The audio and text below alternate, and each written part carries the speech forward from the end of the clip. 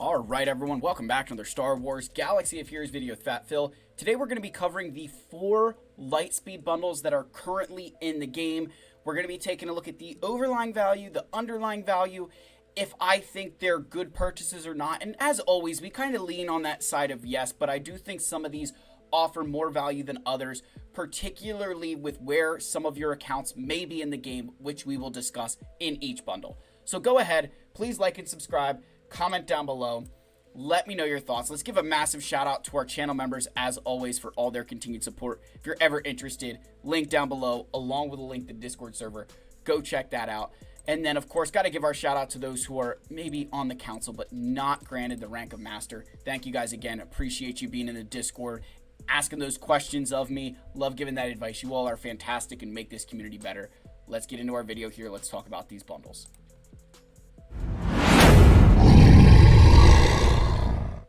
Alright, so I am going to be relying on some like screen captures from the from these things. I don't actually have any I can't see most of them in game because I've either with the Rebel bundle I've already purchased it, and then with some of the others I already have the characters at higher levels. So the first one here is the Starkiller bundle. Right, this is the first bundle that we're going to look at. This is a great, actually no, we want to start here with the Shadows of the Empire bundle, right? The Phoenix and Rebels. The biggest thing here is that there's some Jedi Master Luke requirements here. Little, that are very, very helpful. There's a Leia requirement in Admiral Akbar. The bigger thing is there's the Phoenix Squad and their ships for Wedge and Biggs as well. So there's some good value here. This pack, in my opinion, gains a lot more value to players who maybe have Captain Rex at relic levels because of Leia, but don't have the Phoenix. That's where I really think this bundle shines. Another really good place that this bundle helps you is if you went for Jabba and you built Jedi Knight Luke, but maybe you haven't gone the Jedi Master Luke route. This can be a really good way to kind of jumpstart that Jedi Master Luke farm with the characters like Old Ben, Leia, Wedge, and Biggs. Those are all required for Jedi Master Luke. So I do think this is a pretty solid bundle all the way around. Again, offering the ships as well for lower level players. Again, I think the biggest benefit here, if you have Captain Rex, this bundle can be a no-brainer if you have, if you want to get the Phoenix Squad as well.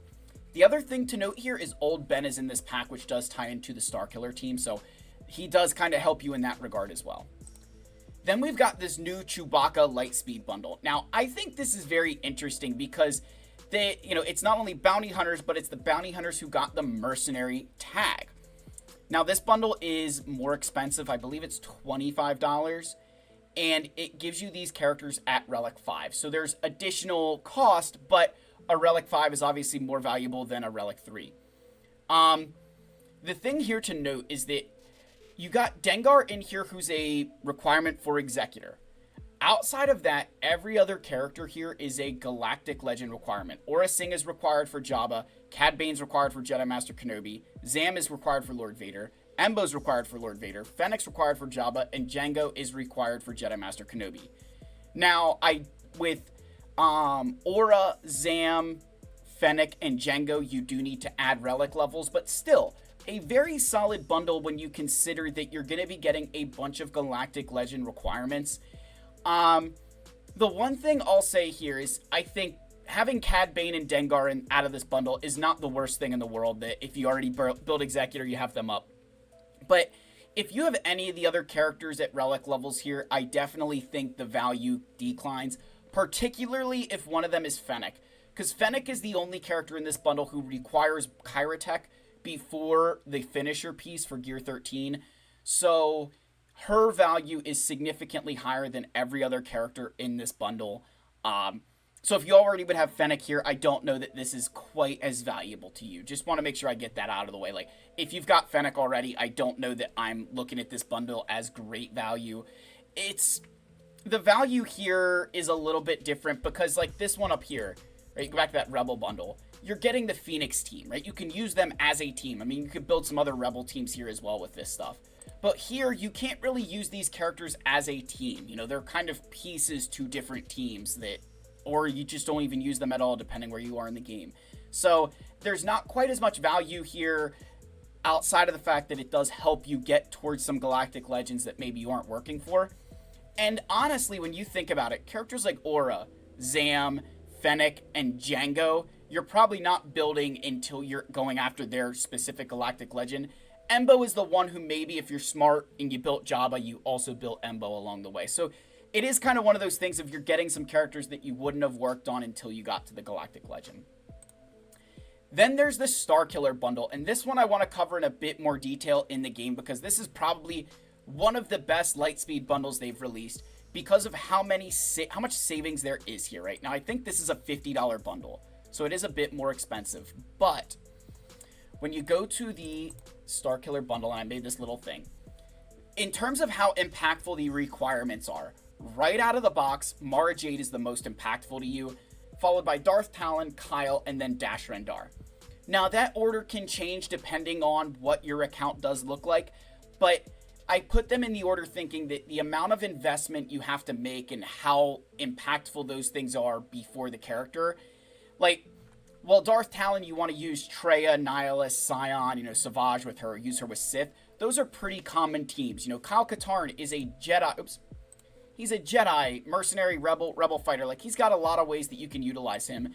And then Dash, he's a, mercenary, scoundrel, smuggler, but you need to build an entire team for him. And if you haven't built that team, especially one that takes advantage of prepared with his Omicron, he's not quite as good, right? Like, he's a great character with his team, but without, he's just kind of, he's good, but not great. The big thing with this bundle that's saved is signal data. Not just in what you're getting with the Relic 5s, but think Darth Talon, Kyle, and Dash. They're all in the Cantina. So there's a ton of signal data savings here from the fact that they're not only Cantina characters, but then the signal data used on them as well. And then obviously all of these characters take an absurd amount of Kyrotech, so you're saving a ton of gear in this process. Not just core gear, but the Kyrotechs, which are the hardest bottleneck to overcome for a lot of players. And that's a good thing because remember, when you get Starkiller, you need to build a team for him. You need Emperor Palpatine. For Grand Arena, I do believe Old Ben is the best Jedi to use there. And then as a light side unaligned Force user, Visas is the preferred 5th character, and I think she does make a lot of sense, particularly on defense because she has that revive ability. I know that sounds crazy, but because you're like, oh, against Rey, that doesn't matter. But there are times on defense where that revive, can perform a fantastic role and potentially lose you fights. In Territory Wars, you're going to swap out Old Ben for Juhani because that's where her Omicron is. And she gets a lot better there, really lifting this team in Territory Wars. So, again, there's some additional investment for Starkiller. And then, of course, as I was talking about with Darth Talon, you can use her with the Traya team. You can use her with the, any kind of Sith, and she does well. But I think Traya is her natural home there. Dash, as I said, you can put Hondo in here, but he kind of likes having L3, Vandor. And then, honestly, IG-11 and Queel are fantastic 4th and 5th options for this team. And even if you don't have L3 and Vandor and you have IG-11 and Queel, they go really well with Dash. They have that synergy together, and they can make that team really click well. And I mentioned these two in particular because there was the Beskar Armor Mando Lightspeed bundle that some of you may have purchased, and utilizing these two with Dash can be a really good benefit there. And then finally with Kyle, you can use him in the classic Rebel Fighter team like this, or in the New Age one with Luthen. Again, he's got other options, but these are kind of the premier ways to use Kyle. Not that you can't just throw him in some other Mon Mothma team and it gets better, but those are kind of the premier ways to use Kyle Katarn as a Rebel Fighter. So again, this bundle is really good, but just recognize that out of the box, you're going to want to be looking at these two because they're going to be the easiest to take advantage of. Then finally, we have the Nightsister Lightspeed bundle. This bundle is awesome. I will probably be purchasing this, to be perfectly honest. When this first came around, I wasn't quite as convinced because I looked at it and said, well, I already have a Sajit Relics. I already have Daka. And so I'm only getting Talzin and Zombie because I don't need the rest of them. Then the Great Mothers came in and made me eat all my words. Now that the Great Mothers are here, these other Nightsisters are super valuable. So this pack not only has a lot of value in terms of, hey, it's giving you, Nightsister squads, but also can prepare you for the fact that when you're going after Balin's skull, you're going to be able to take full advantage of Morgan Elsbeth and Great Mothers when you relic them. And I think that's kind of one of the things you really need to consider here is if you are going after Balin and you don't have those Nightsisters built, this bundle gains an insane amount of value to you. Now, each of these bundles is very unique because in terms of like the Nightsister one, I would say, this bundle's value is the fact that you're not really going to build this faction for anything. Outside of Asajj Ventress, none of these characters are required for anything in the game. So the progress you're making here is kind of this side project, passion project, side farm that it's not something that you would end up doing naturally. Where when you go back to these other bundles, like the Starkiller bundle, this Chewbacca bundle, these things, it's a lot easier to sit there and say, yeah, you know what? Some of these things I might have already built through the game, right? By playing through the game. So there's a value to the Nightsister bundle that these other things miss that you wouldn't actually be building some of those Nightsisters realistically. Like, I went and built Starkiller. I went and built some of these Rebels. I went and built every single one of these Bounty Hunters before the bundles became a thing. So it's one of those situations that if you buy this bundle or you buy, the Starkiller one or you buy this bundle, like, it's great and it'll set you up for that next Galactic Legend farm. But that question then kind of seeps in that, again, are you ready for that from a Zeta perspective? And then from the other side of that as well, what do you need to stop working on in order to take advantage of these? Because the Nightsister bundle is by far and away the easiest of these bundles, right? When we go back to that, if you think about it, this is the easiest bundle to purchase, and that it's not a massive detriment just to let it sit there, right? Because it's not something that, you didn't buy this to go after Jedi Master Luke or Jabba or Kenobi or whoever. You're buying this because it's a solid faction, and when you're ready to use it, it will be here, right?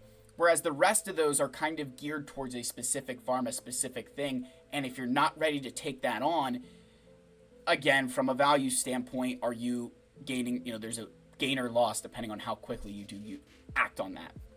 So I wanted to cover those things, guys. I wanted to at least mention that. And then just give you kind of a heads up of what I do want to be covering soon. I do want to talk about the coming change to this new Imperial Remnant assault battle that's going to be coming. I want to make sure that we're kind of, taking care of that. And then we'll eventually move on to some other topics as we progress through the game. So, sorry, I'm getting a notification, so I got to run here. But I want to make sure that I do mention I want to talk about this Imperial Remnant assault battle and then talk about kind of where we need to be heading with your account and how you can ensure that you're equipping gear in the right places. So please like, subscribe, comment. I love you all. May the Force be with you, and I'll see you in the next one. Cheers, my friends.